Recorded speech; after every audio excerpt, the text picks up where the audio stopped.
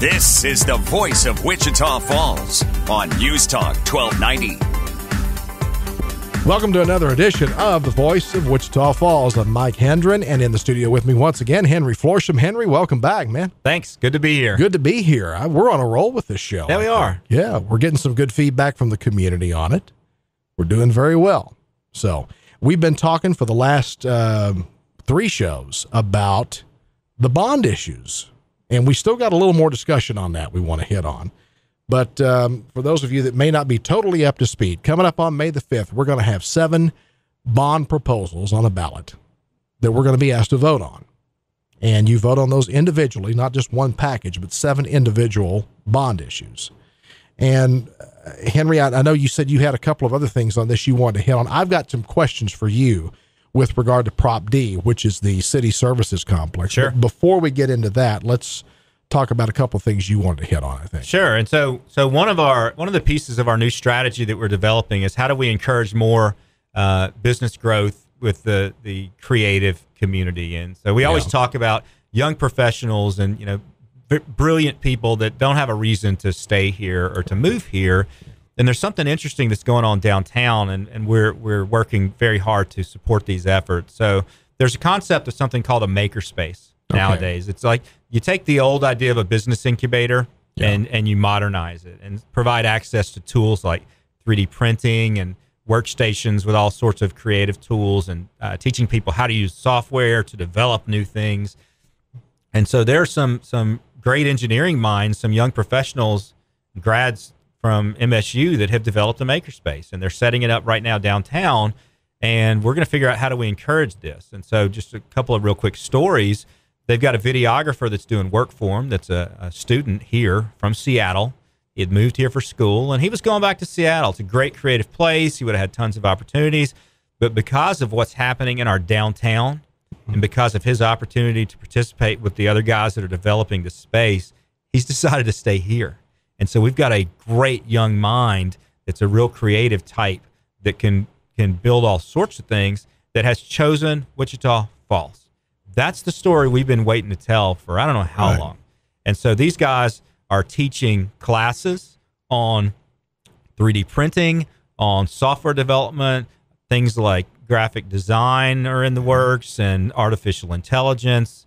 And they're not teaching just adults, but kids. They've got regular classes to teach kids how to program software and use a 3D printer. And they've actually got an 8-year-old girl who has learned how to make jewelry using their 3D printer and their software, and she's selling it on Instagram. That's awesome. And so, you got an 8-year-old trying to develop their own revenue stream. And you think about what that means for her future. Right? That could completely shortcut any of the traditional educational avenues, and her whole focus could be, how do I do this more and better and take it to the next level? And so parents, think about this stuff. If you got a kid that's got some aptitude for it, or if you're not sure, send them through a class. They're real inexpensive. Dexter Learning is the name of the company. And so go to dexterlearning.com and you can check out the classes, all the different types of classes that they've got going on, and the opportunities for kids and grown-ups to learn these modern tools and applications, and maybe you recreate yourself, right? That kind of dovetails into a story that I saw this past week about, again, how we've for many, many years now, we've pushed students out of high school. You got to go to college. You got to go to college. You got to go to college. Not everybody's cut out to get the 4-year degree or go on to the master's degree or whatever. We've robbed ourselves of a lot of people trained in certain trades and other jobs that don't require a college degree, but do require some very specialized training. What we used to call vocational training. And I think that's become kind of a dirty word in the education world, or it used to be anyway for a long time. Technical training very now, technical right? Career training, technical training. Yeah. But we have not, we don't have enough young people getting involved in that kind of training. So something like this kind of dovetails into that, into giving students, young people, young adults even, an avenue for a level of education that can lead them to a better job, maybe a change in career, or someone my age. If you decide you want to change careers, here's another opportunity to learn a new trade. There's no doubt. We've always got a chance to recreate ourselves, no matter how old we are. And just think about that 8-year-old. Okay. Right. she keeps working with them and keeps learning. By the time she gets out of high school, she's had 10 years of experience working with 3D design and whatever else she ends up doing there. Right. And same goes for the CEC Center. People typically think that those sorts of schools are for those kids, right? Like Kerrigan, it was just for those kids that aren't going to college. But think about this. At the CEC Center, say a kid wants to be an architect. Starting in the 8th grade, Cynthia Kirby told us this yesterday. We had a group out doing a tour yesterday morning at the CEC Center. Yeah. Starting in the 8th grade, they can get limited exposure to the architecture program from architecture professionals in a classroom that's set up like an architecture studio. And then in 9th grade, they can start taking real classes. And so for 4 years in high school, they can be learning how the architecture trade works on AutoCAD or whatever the most up-to-date software package is with all the tools that architects use. So say they then go to college. Architecture 101, they're sitting in that classroom. They know AutoCAD. They know how this stuff works. And the student sitting next to them has never even heard of AutoCAD.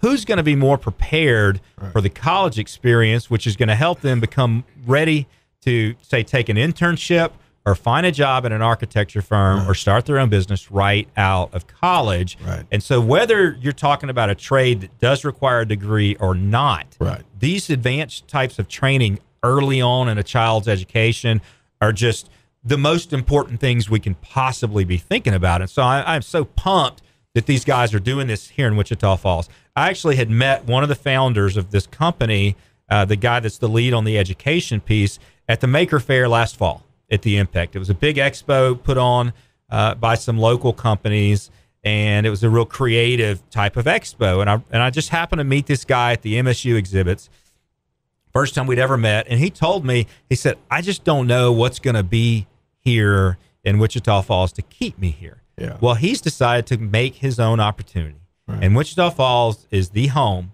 for Dexter Learning, downtown Wichita Falls, and they've got some really neat stuff coming up, including a hackathon, which is a competition for students to come in over a weekend in late April to hear about some challenges this community's facing, and then for a day and a half, they're going to sit there and try to program a solution to it, whether it's a website or an app or some sort of tool. Right. For the kids, it's great. It's an overnight thing, and so Dexter's going to be providing coffee and food and comfortable sleeping arrangements at Big Blue. And it's a cool, creative competition that you need if you're going to attract that type of people. Right. In addition, if you're the type of company that employs that sort of person, well, come by and check it out on the 28th or 29th of April, because you could consider it a job fair. There could be an intern or a future employee that's leading one of these projects and trying to solve some problems that we've been dealing with. Yeah. You never know where you're going to find your next employee. And so, again, DexterLearning.com's got all the info for that. It's just one of those cool things that if we need to develop more of that if we want to be a great city and if we want to attract younger workers to stay here and to move here. Well, I'm excited to see our school systems eager to do something other than just teach our kids how to take a test really well. No doubt. You know, let's learn something valuable and productive in the classroom. Well, and it's a shame. A lot of that stuff is driven down from the state and the federal level, and the schools just have to do. And so what we've got to think about is what are the other pieces that we do have a say over? Yeah. We've got to say over our facilities. We certainly got to say over how we teach technical skills and career skills, and that's where the CEC Center came from in the first place. And I'm going to urge everybody, if you haven't been out there yet, go check it out, because it's going to transform how we prepare our citizens for the workforce. I want to talk a little bit about Proposition D. It's going to be on the ballot on May the 5th. This is for the city services complex. They want to combine the city administrative offices with the central fire station, the police department, bring all those folks together under one, more or less one roof and one complex that will take up several city blocks. And there's some controversy that has developed around this. Imagine that, already controversy. Imagine that. About some of the businesses that will have to be purchased and moved as a result of that. Several of those businesses have expressed a lot of disdain about this. They don't want to move. They don't feel like they're going to get paid enough for their property. Moving for them could be very expensive. You know, if you got a guy that's been in one location for 30 or 40 years, his building's paid for, he doesn't have a big mortgage payment to make every month on a property. And all of a sudden he's got to move to a new property. and now he's got a big payment, a bank note he's got to meet every month. That can be challenging for a business, big time. So one of the ideas that came up was this: is we use 4B money to help other businesses, maybe companies that are moving to Wichita Falls or whatever, to beef up other businesses. What about allocating some 4B money to those folks in addition to what they would be paid for their property? What about allocating some 4B money their way to assist them in getting into a new building or purchasing a new location to build a new building, and also to maybe help them market their new location a little bit? Is it legal for the city to do that? And are the funds there to do it? I think it could be. The 4B legislation is pretty liberal with what you can spend money on. 4A is very tight in its primary jobs. It's those jobs that bring in money from the outside, so manufacturing and IT and military and that sort of thing. 4B is a little bit freer. They don't have a ton of money available on the 4B fund, but it's certainly something that could be pursued. In addition, somebody posted this morning about, well, I'd even be willing to help them raise money privately, like a GoFundMe page or something, to help these businesses, because this is the toughest issue to me of this entire election, is the idea of property rights versus what's best for the entire community. And so the reason the city picked that site, and they evaluated several sites, but the reason they picked that site is because it is a central area that would also help us with our downtown development efforts, because you'd be putting 400 or 500 people a day right across the street from McBride's Steakhouse and Pat's Drive-In, just a couple of blocks from Odd Duck Coffee and Highlander, and then 3 blocks in, you're at the center of everything downtown with Casa Manana and 8th Street Coffee and the Pro Wrestling Museum and the Farmers Market and Carrot and all these things that we're trying to support. And so if we can accomplish more than one thing at a time with a project, we should at least consider it. And so that's why that site was chosen. It'd be very difficult to find a central site that didn't adversely affect somebody. Right. And so for better or for worse, that's a site that's been chosen, and we got to figure out how to deal with it. Right. Now, I believe I had read, or maybe you told me, there were, or at least originally, there were 3 different sites they were looking at. There were. And this particular one, which is the one that you see in the artist rendering that's on your site. Right. At fallsfuture.com. Right. That's the location we're talking about. Right. Where these businesses would be displaced. Yes, this is it's 4 city blocks between 3rd and 5th Street, and from Scott to Ohio, right by the railroad tracks. Right. And so, several reasons. One is the proximity to the downtown core.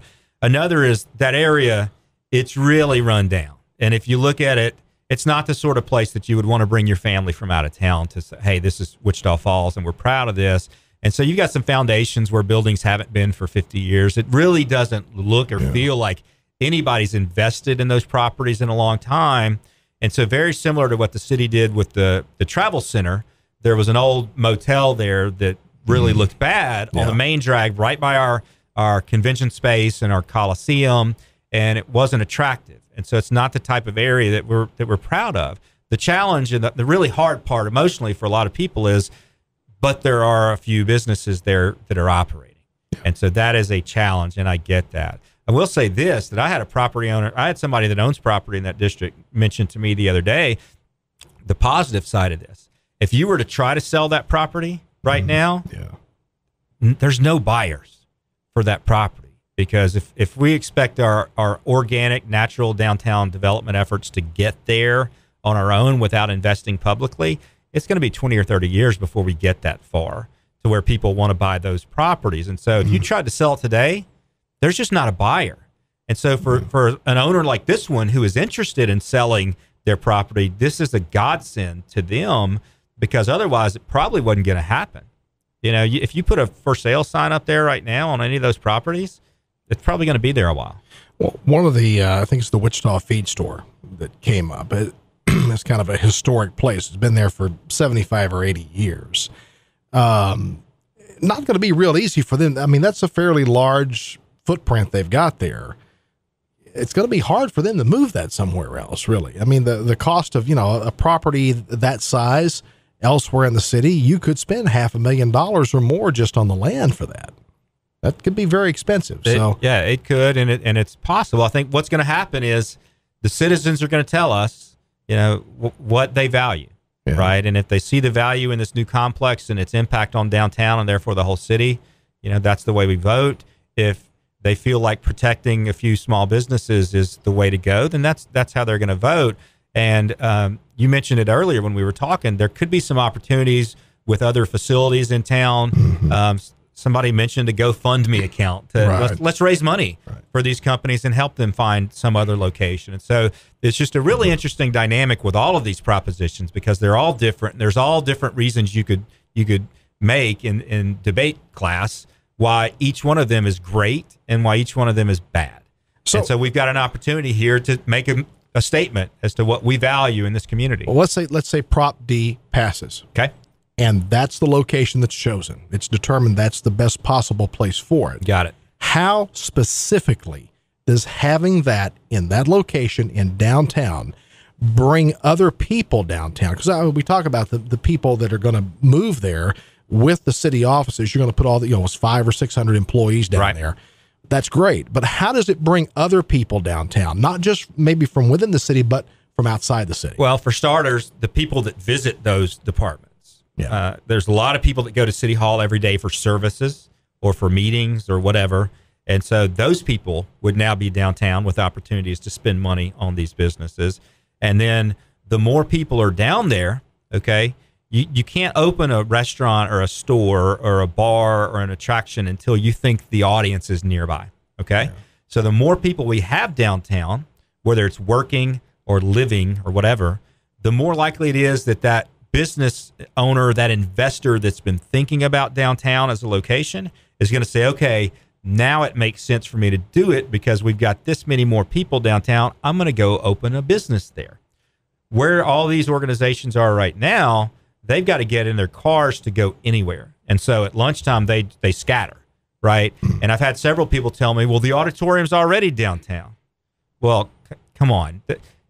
Being by the overpass where the Memorial Auditorium is now, nobody's walking to lunch anywhere, right? And certainly not 10 blocks or whatever it would be to the core of our, the heart of our downtown.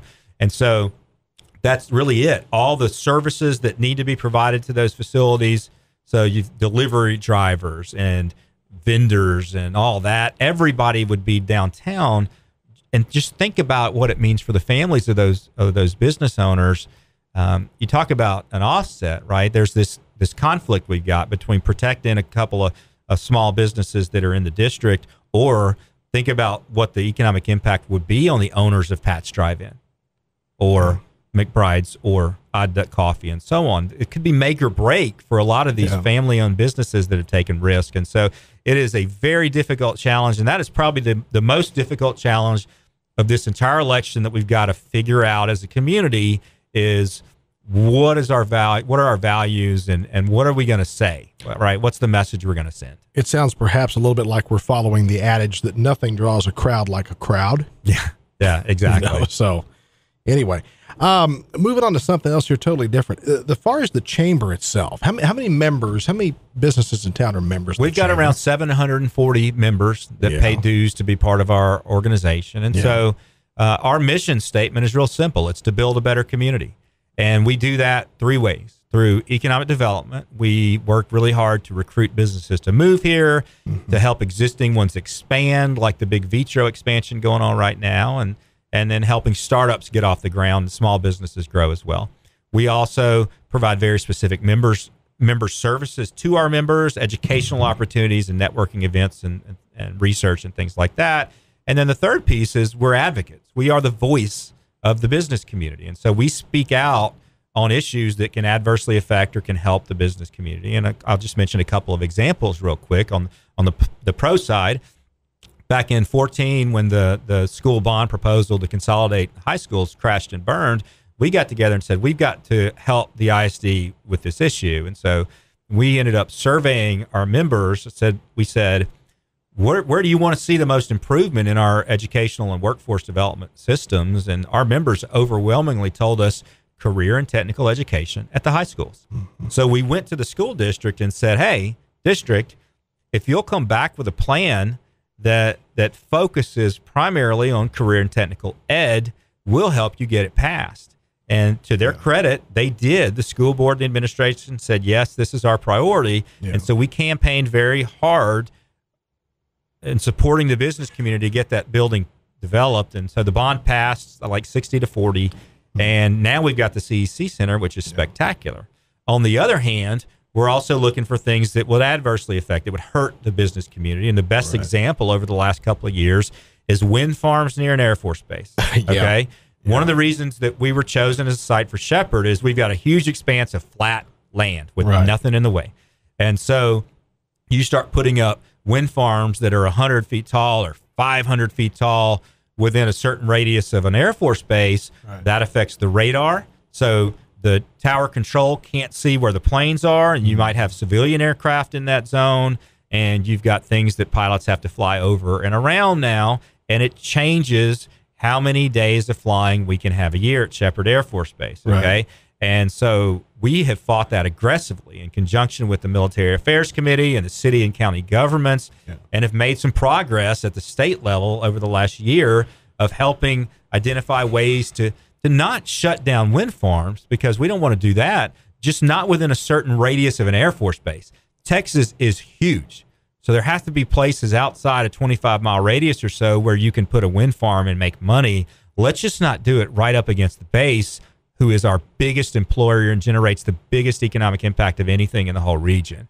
And so it's things like that. We'll fight aggressively if we have to, because that's what the business community expects us to do. Well, losing even part of the mission at Shepherd at this point would be severely detrimental to our economy. Right. Well, look what happened back in the early 2000s when the medical missions were transferred to another base, and that's when we realized, well, oh Lord, we got to do something about this. And so the Military Affairs Committee was created and started talking about, well, how do we expand? How do we protect? How do we, what happens if a BRAC comes up and that sort of thing? And so now we've got a really strong, active Military Affairs Committee that works closely with the city to make sure that we're doing everything we can to encourage development at the base, to protect the base, and to discourage anything that could adversely affect it. You mentioned schools and the CEC, and you mentioned the bond issue for the combining the high schools, Ryder and Old High, that failed.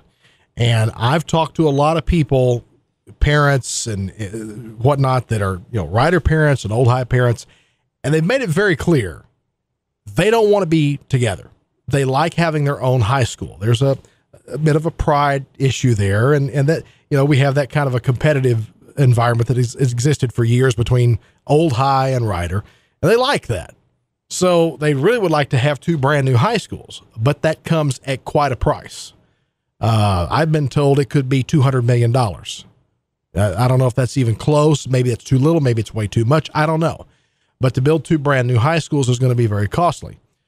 Do you get any sense from the businesses that are chamber members of what their support would be for a new high school? Are they more in favor of having one large high school for the city?